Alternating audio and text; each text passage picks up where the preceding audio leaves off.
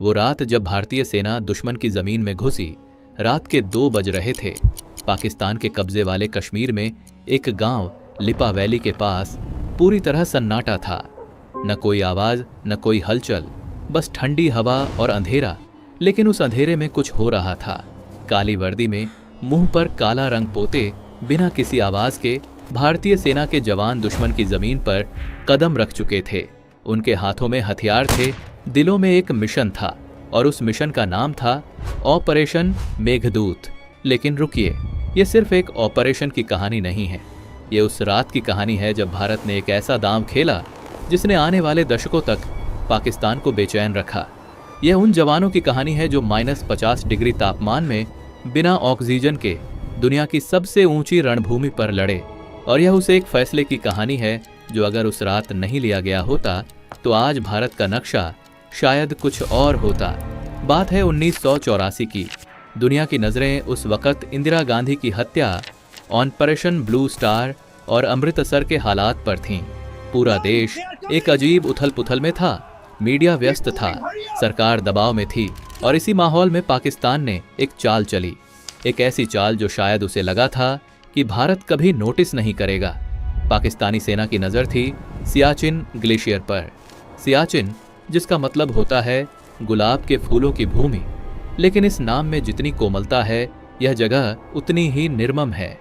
समुद्र तल से 18,000 से 22,000 फीट की ऊंचाई, -50 से -60 डिग्री तापमान, ऐसी हवाएं जो इंसान को खड़े खड़े गिरा दें। ऐसी जगह जहां सिर्फ सांस लेना भी एक जंग है।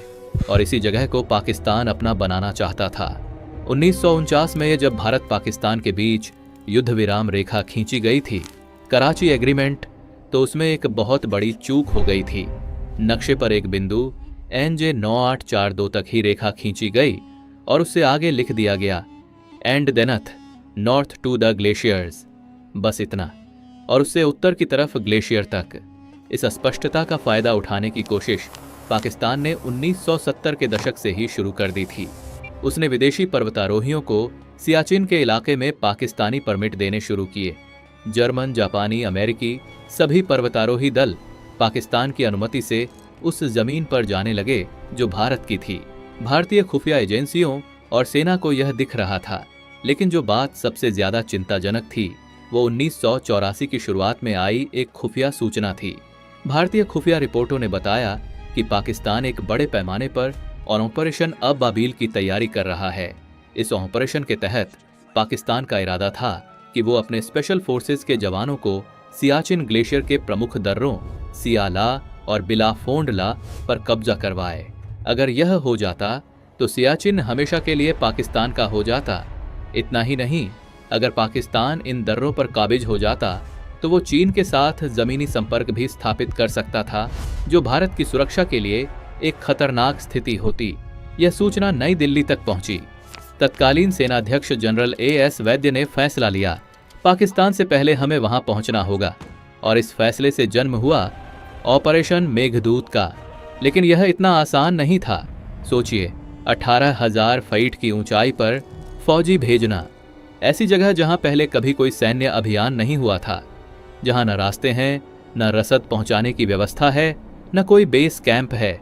जवानों को प्रशिक्षित करना था बर्फ में चलना, बर्फ में लड़ना, बर्फ में जीना। सेना के उच्च अधिकारियों ने कुमाऊं रेजिमेंट और लद्दाख स्काउट्स के जवानों को चुना। ये वो जवान थे जो पहाड़ों में पले बढ़े थे, जिनके खून में ठंड से लड़ने की ताकत थी। तैयारी शुरू हुई, लेकिन एक और चुनौती थी, गोपनीयता। यह ऑपरेशन पूरी तरह गुप्त रखना था, क्योंकि अगर पाकिस्तान को भनक भी लग जाती तो वो पहले पहुंच जाता। और यहाँ हुआ एक ऐसा वाकया जो आज भी रोंगटे खड़े कर देता है। जब भारतीय सेना सियाचिन के लिए विशेष ठंड रोधी उपकरण और कपड़े मंगवा रही थी रेमर माउंटेनियरिंग नाम की एक यूरोपीय कंपनी से, तो पता चला कि उसी कंपनी ने पहले ही पाकिस्तान को भी उसी तरह के उपकरणों का एक बड़ा ऑर्डर भेजा था। पाकिस्तान तैयारी कर रहा था और अब यह रेस शुरू हो गई थी। कौन पहले पहुंचेगा? 13 अप्रैल 1984, बैसाखी का दिन। भारतीय सेना ने ऑपरेशन मेघदूत को अंजाम देने का फैसला किया। Colonel D. टके खन्ना के नेतृत्व में जवानों का पहला जत्था हेलीकॉप्टरों में सवार हुआ। मौसम खराब था, बर्फीली हवाएं चल रही थीं, हेलीकॉप्टरों को उड़ाना मुश्किल था, लेकिन रुकने का वक्त नहीं था। हेलीकॉप्टरों ने उड़ान भरी और भारतीय जवान बिलाफोर्ड लादर्रे पर उतरे, पाकिस्तान से सिर्फ कुछ घंटे पहले। बाद में पता चला कि पाकिस्तानी सेना के जवान उस दर्रे की तरफ आ रहे थे, लेकिन भारत उनसे पहले वहां पहुंच गया। यह भारत की सबसे बड़ी रणनीतिक जीतों में से एक थी। लेकिन अब असली लड़ाई शुरू होनी थी, क्योंकि पाकिस्तान यह हार मानने वाला नहीं था। पाकिस्तानी सेना ने इन चौकियों को वापस लेने की कोशिश की, हमले हुए, गोलीबारी हुई, लेकिन भारतीय जवान अपनी जमीन से हिले नहीं। और यहां शुरू हुई दुनिया की सबसे अजीब, सबसे कठिन और सबसे लंबी लड़ाई। एक ऐसी लड़ाई जो आज भी जारी है। सियाचिन में जो जिंदगी भारतीय जवान जीते हैं, वो किसी फिल्म की कल्पना से भी परे है।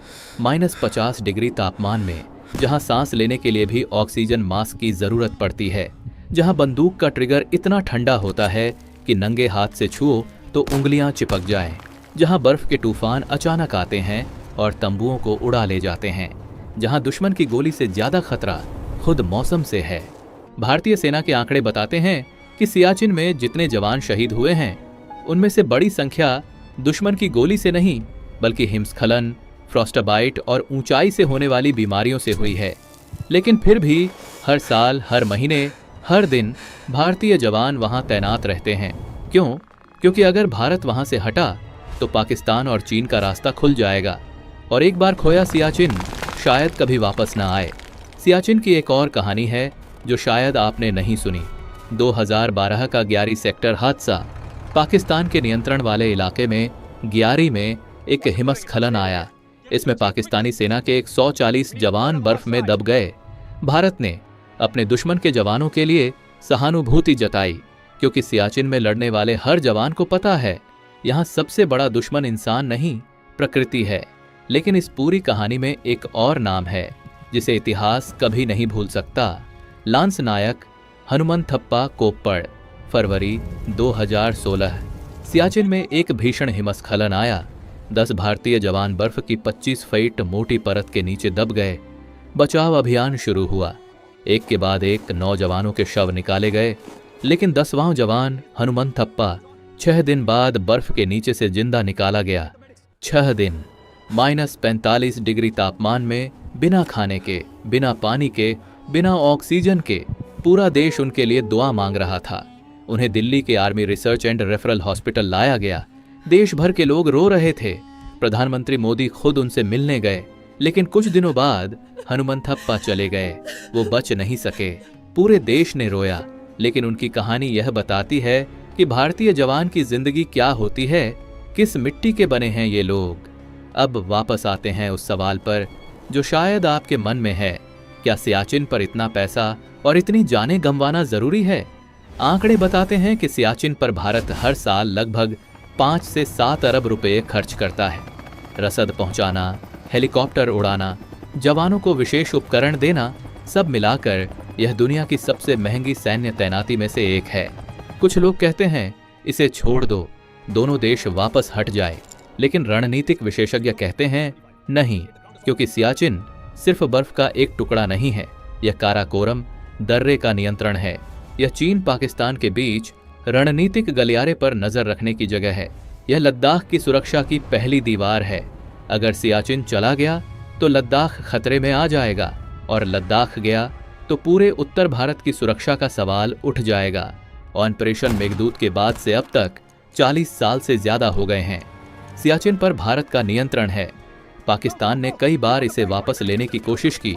1987 में ऑपरेशन राजीव के नाम से एक बड़ा हमला हुआ, जिसे भारतीय सेना ने नाकाम कर दिया। उस ऑपरेशन में नायब सूबेदार बाना सिंह ने अकेले दुश्मन की चौकी पर हमला किया और उसे जीत लिया। उन्हें भारत के सर्वोच्च वीरता पुरस्कार परमवीर चक्र से नवाजा गया। वो चौकी आज भी बाना पोस्ट के नाम से जानी जाती है। और आखिर में एक बात, जब भी आप ठंड में कांपते हैं, जब घर का हीटर बंद हो जाए या स्वेटर न मिले, तो एक बार सोचिएगा कि इस वक्त भी, इस पल भी भारत का कोई जवान 22,000 फीट की ऊंचाई पर -50 डिग्री में बर्फ की आंधी में खड़ा है। न किसी वाहवाही के लिए, न किसी इनाम के लिए, बस इसलिए ताकि आप और मैं रात को चैन से सो सकें। यही है ऑपरेशन मेघदूत की असली विरासत। यही है उस रात की कहानी जब भारतीय सेना दुश्मन की जमीन में घुसी और जो एक बार गई वो आज तक वहीं है। जय हिंद।